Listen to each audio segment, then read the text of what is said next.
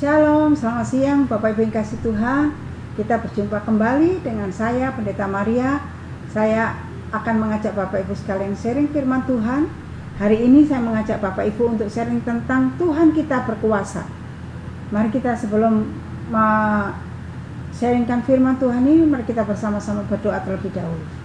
Bapa yang di surga, kami bersyukur kepadamu karena kami punya Tuhan yang berkuasa dan luar biasa dalam hidup kami.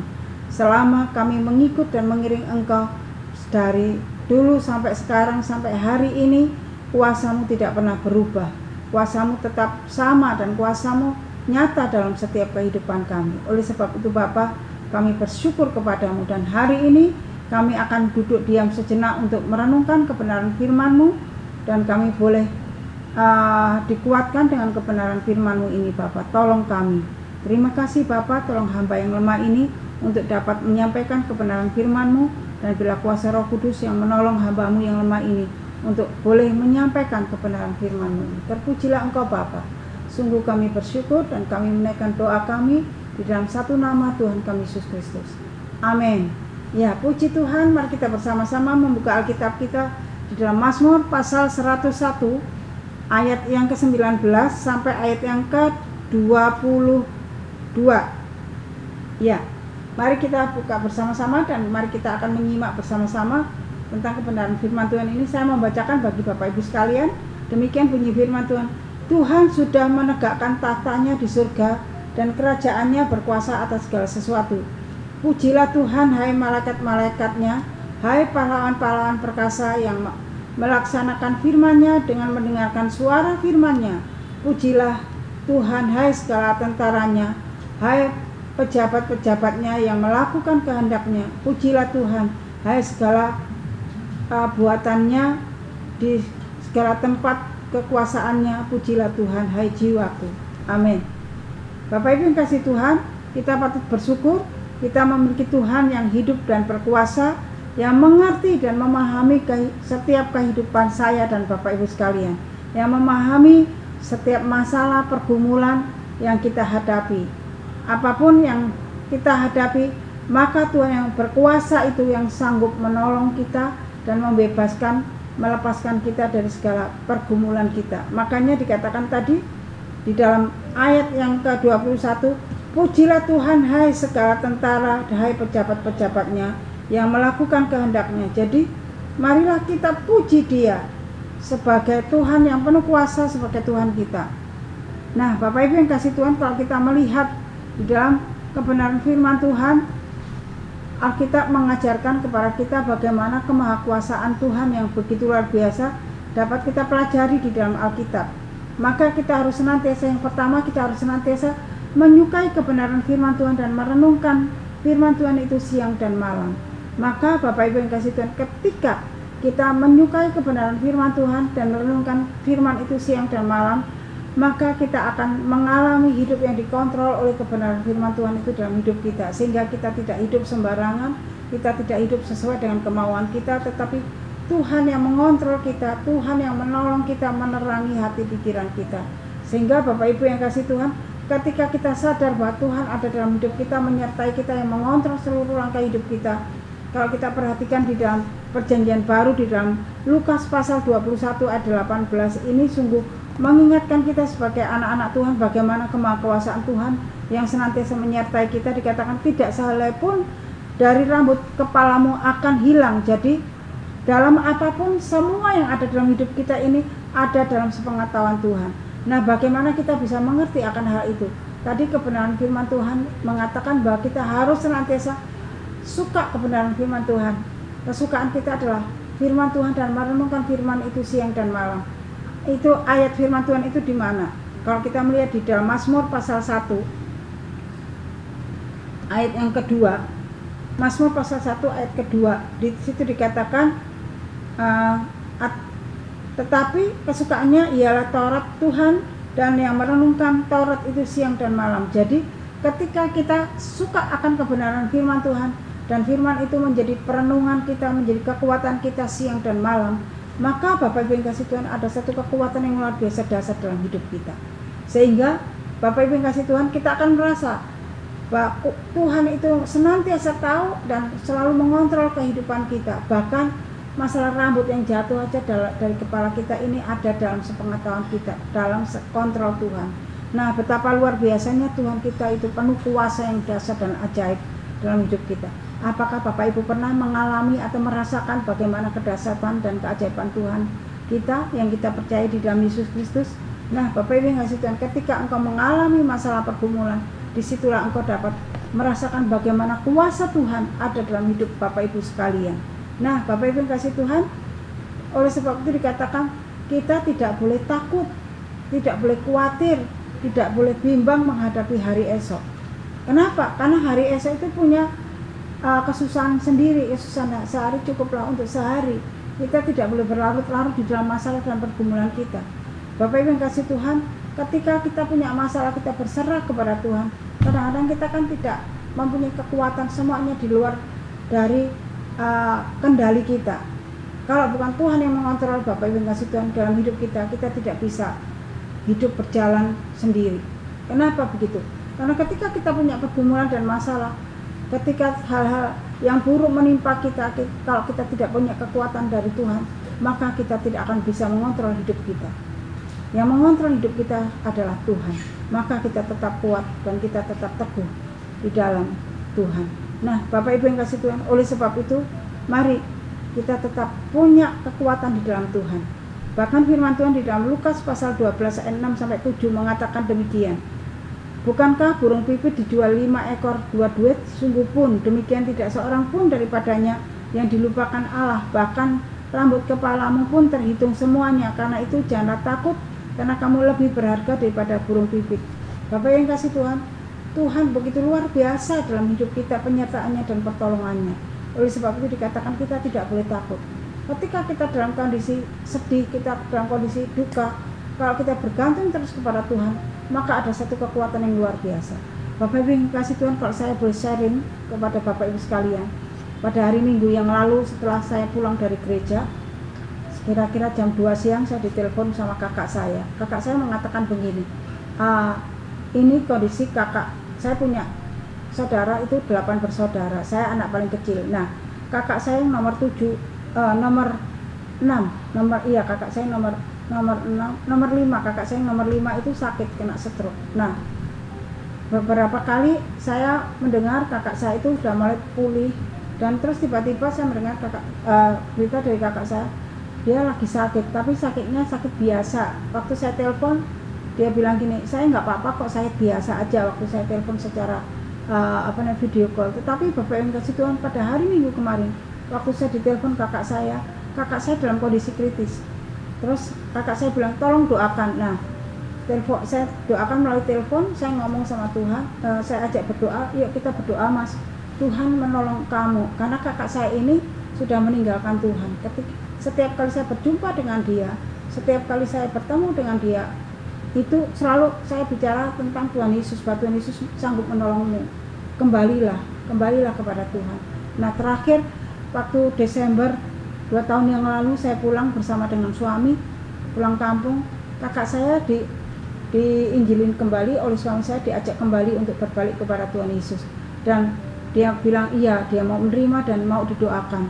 Nah, Bapak Ibu yang kasih Tuhan, pada hari Minggu kemarin saya ingatkan kembali bagaimana Tuhan Yesus mengasihi dia. Saya berdoa, saya doakan, saya serahkan dia kepada Tuhan. Terus setelah itu, setelah berdoa saya tutup teleponnya, saya bicara sama suami saya, kalau kakak saya kondisinya seperti ini, ya sudah berserah aja, dia bilang begitu. Tapi apa yang terjadi Bapak yang kasih Tuhan? Setengah jam kemudian saya ditelepon sama kakak saya, kalau kakak saya nomor 5 ini dibilang dia sudah nggak ada. Secara manusia Bapak yang kasih Tuhan, saya tidak bisa terima. Kenapa?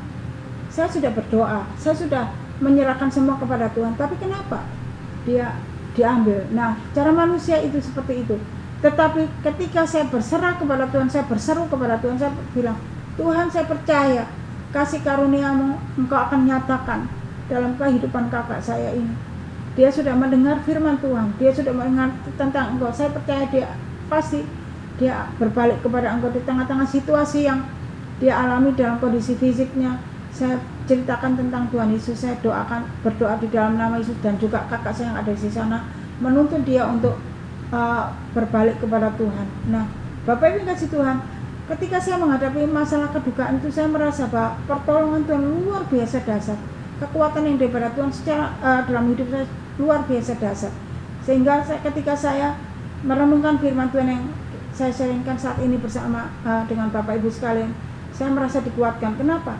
Saya sadar saya punya Allah di dalam Yesus Kristus, Allah yang penuh kuasa, yang kuasanya begitu dahsyat dan ajaib. Nah, Bapak Ibu yang kasih Tuhan, dalam kondisi apapun, dalam kondisi duka maupun dalam kondisi sakit penyakit yang menimpa Bapak Ibu sekalian, janganlah engkau takut. Berserahlah kepada Tuhan Yesus sebagai Tuhan dan Juru Selamatmu, karena Dia adalah Tuhan yang maha kuasa, yang kuasanya dahsyat dan ajaib. Makanya di dalam Lukas pasal 12 ayat 6-7 dikatakan, bukankah burung pipit dijual 5 ekor buat duit? Jadi burung pipit itu kalau dipandang secara manusia tidak ada harganya, tetapi dikatakan sungguh pun demikian tidak seorang pun daripadanya yang dilupakan Allah. Jadi walaupun burung pipit yang tidak ada harganya, tidak berarti apa-apa, Tuhan tidak pernah melupakan dia. Tuhan tetap pelihara burung pipit ini. Apalagi saya dan Bapak Ibu sekalian sebagai anak-anak Allah yang percaya kepada Allah sebagai Tuhan dan Juru Selamat kita, Dia tidak akan pernah melupakan kita. Dia tidak akan pernah meninggalkan kita. Bahkan dikatakan rambut di kepala kita ini terhitung semuanya di hadapan Tuhan. Tuhan tahu jumlahnya. Nah, mungkin kita tidak tahu siapa yang bisa menghitung rambut kita ini, tetapi Tuhan tahu jumlahnya berapa. Nah, Bapak Ibu yang kasih Tuhan, oleh sebab itu dikatakan, karena itu jangan takut, karena kamu lebih berharga daripada burung pipit. Kita ini lebih berharga daripada burung pipit. Oleh sebab itu tidak boleh takut, karena Tuhan yang penuh kasih itu yang akan menolong kita. Nah, seringkali yang mempengaruhi hidup kita adalah pikiran-pikiran buruk kita. Seringkali mengendalikan dan menghantui hidup kita.